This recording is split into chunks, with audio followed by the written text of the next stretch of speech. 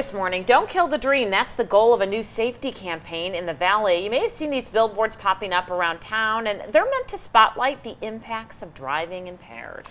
And 13 Action News reporter Alicia Patilla, she's going to join us live with more on this bold message from the Department of Public Safety, and it's just in time for the holidays.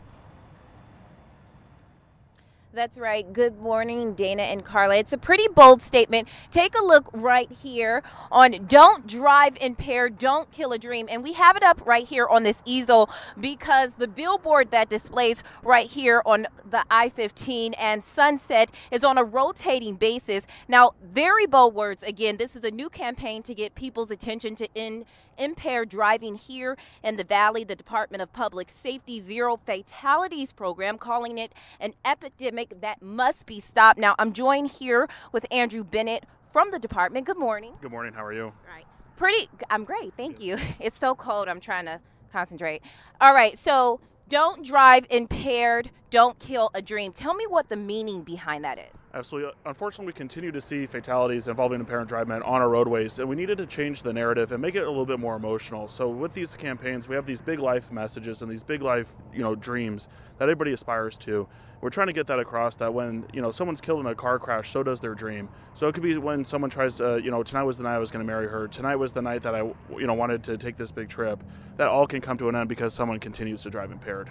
And I read somewhere that almost 20% of all traffic fatalities are related to drunk driving. That's pretty alarming. Correct, and it's even almost a little bit higher this year. Right now we're about 30% of our fatalities involve some sort of impairment. And so that's why we find it so important to do some education and enforcement as well. Because as soon as someone decides to make that decision to drive impaired, it's no longer time for education, it's time for enforcement. So our office is working with both to try to reach that goal of zero fatalities. And why do you think why do you think the numbers are higher? Unfortunately, we continue to see increased trends on marijuana usage, and people continue to use alcohol while they get behind the wheel. People should know better, and that's why we're using this message to try to get that goal out there. Okay.